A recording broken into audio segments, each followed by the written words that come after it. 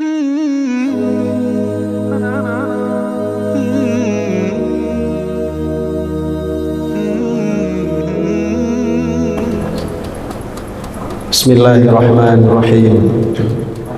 Alhamdulillahirabbil alamin. Wassalatu wassalamu ala asyrafil anbiya'i wal mursalin wa ala alihi wa sahbihi ajma'in. Asyhadu an la ilaha illallah wa asyhadu anna Muhammadan abduhu wa rasuluhu wa ba'd. Uhayyukum bi tahiyyatil Islam, tahiyatas salam, tahiyat ahlal jannah. Assalamualaikum warahmatullahi wabarakatuh. Bapak, ibu, kaum muslimin, kaum muslimat, sidang jemaah zuhur yang dimuliakan Allah Subhanahu wa taala. Kita memuji bersyukur kepada Allah, zat yang senantiasa melimpahkan rahmat dan karunia-Nya kepada kita bersama. Dengan izin jualah, hari-hari yang kita lewati adalah hari-hari yang insya Allah berisi dengan kesolehan dan ketaatan. Apalagi di hari-hari Ramadan ini. Jangankan ibadah-ibadah wajib, ibadah-ibadah sunnat, hal-hal yang mubah pun kalau kita niatkan dalam rangka mentaati Allah Subhanahu wa taala, maka dia akan bernilai pahala insyaallah. Kita juga berdoa berselawat kepada Rasulullah SAW, semoga tercurah kepada beliau dan juga keluarga serta para sahabat yang mengikuti sunnahnya sampai hari kiamat kelak. Bapak ibu hadirin hadirat yang berbahagia,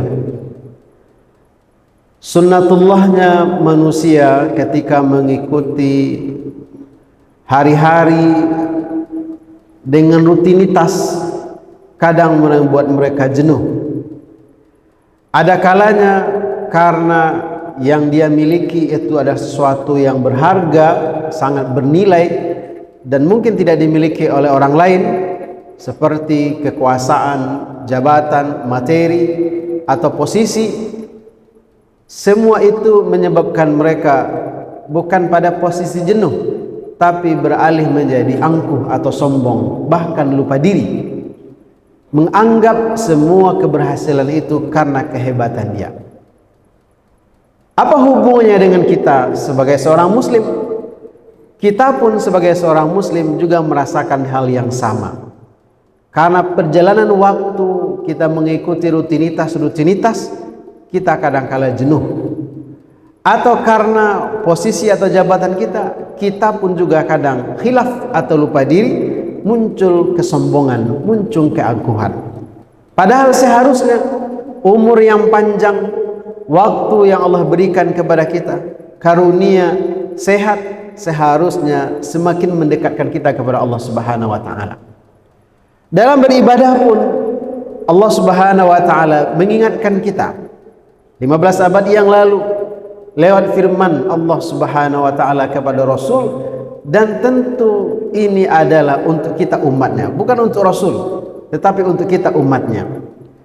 Allah berfirman dalam surat Al-Hadid ayat ke-19, Alam ya'ni lil ladzina amanu an tahsha'a qulubuhum li dzikrillah wa ma nazala minal haqq wa la yakunu kal ladzina utul kitaba min qabl fatala 'alaihimul amadu faqasat qulubuhum wa katsirun minhum fasiqun.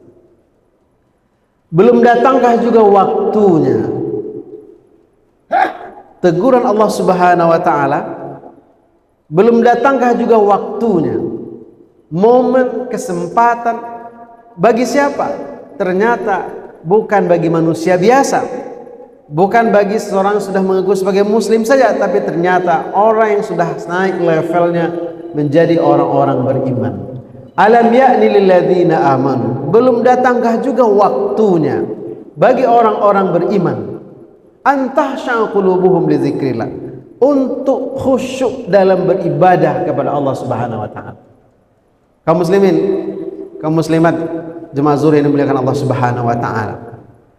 Kalaulah misalnya orang-orang beriman sejak nabi-nabi sebelumnya atau umat Rasul sallallahu alaihi wasallam ketika dia bersyahadat, dia beriman, lalu dia beribadah kepada Allah, dan ibadah itu mereka lakukan dengan khusyuk, dengan penuh keseriusan, mustahil Allah mengingatkan kita, mustahil Allah menegur kita lewat firman-Nya.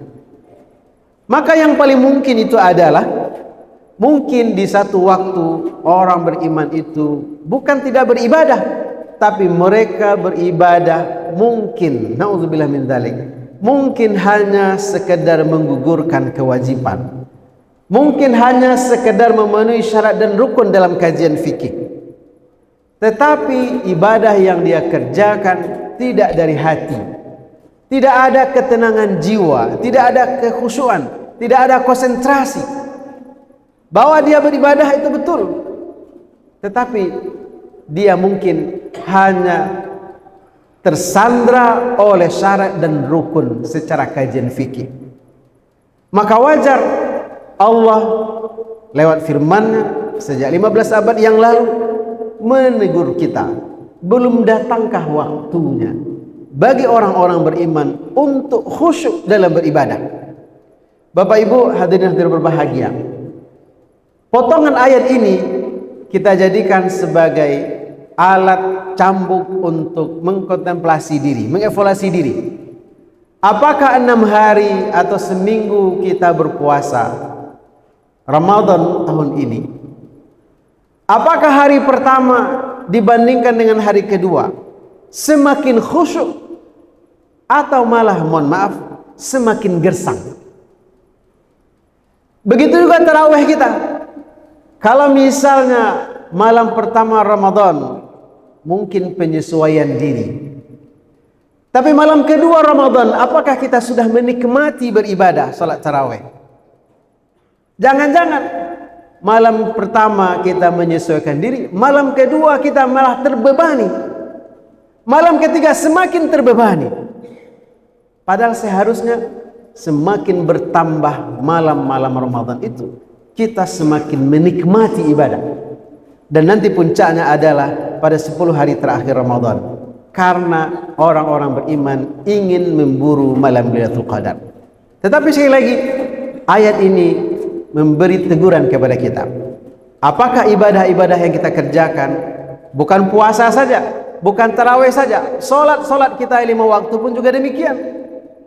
Apakah solat subuh kita tadi penuh kekhusyuan, atau setengah khusyuk, atau na'udzubillah min dzalik hanya sekedar menggugurkan kewajiban, syarat dan rukunnya kita penuhi, sudah selesai. Allah Subhanahu wa taala menjelaskan, kalau kita khusyuk dalam berzikir, dalam beribadah kepada Allah, ala inna bi dzikrillah tatma'innal qulub. Kalau kita ini khusyuk dalam berzikir, dalam beribadah kepada Allah, pasti ada ketenangan jiwa. Ini alat ukur sederhana yang bisa kita rasakan masing-masing. Apakah setelah kita selesai sholat ada ketenangan jiwa, ada ketenangan batin, atau hanya biasa saja, sebelum sholat dengan sesudah sholat sama saja?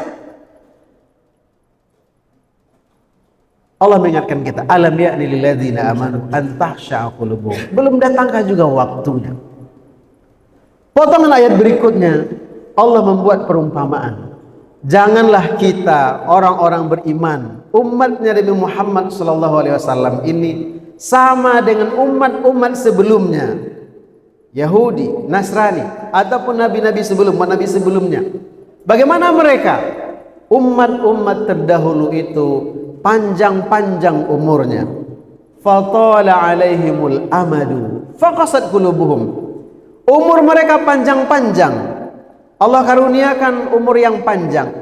Ternyata umur yang panjang tidak memberikan jaminan kita semakin dekat, semakin khusyuk dalam beribadah kepada Allah Subhanahu wa taala.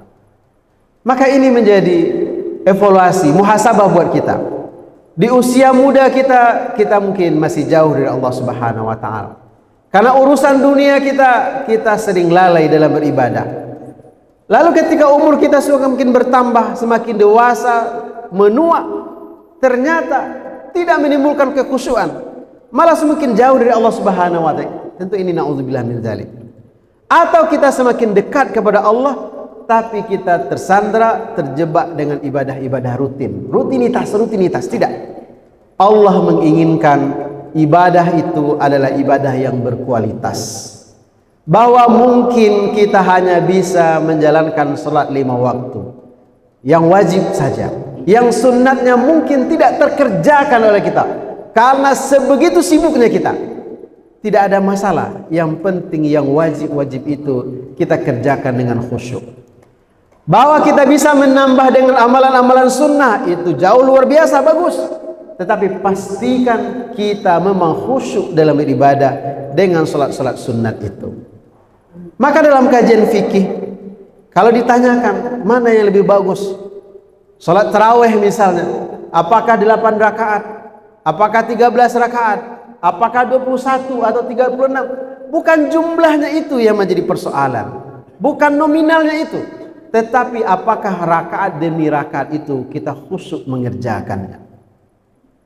Maka kalau kita ingin ibadah kita semakin berkualitas, kalau seandainya kita melihat di satu masjid imamnya karena mempertimbangkan jamaah yang beragam, mungkin bacaan sholat imamnya pendek, tidak beberapa ayat langsung ruku, kita ingin yang lebih khusyuk, kita cari tempat masjid yang mungkin imamnya membaca ayat lebih panjang. Kenapa? Karena yang kita inginkan adalah kekhusyuan, bukan jumlah rakaat. Begitu juga ibadah-ibadah yang lainnya. Kita puasa sunat, alhamdulillah, apalagi puasa wajib ini. Kalau seandainya kita tidak mengerjakannya dengan khusyuk, yang kita khawatirkan adalah apa yang dikhawatirkan oleh Rasul, kam min shaimin laisa min siyami ilal ju' wal atas. Banyak orang yang berpuasa tapi karena tidak didasari kekhusyuan, keseriusan untuk mendekatkan diri kepada Allah, sehingga akhirnya yang didapatkan hanya haus, hanya lapar, hanya sekedar menggugurkan kewajiban.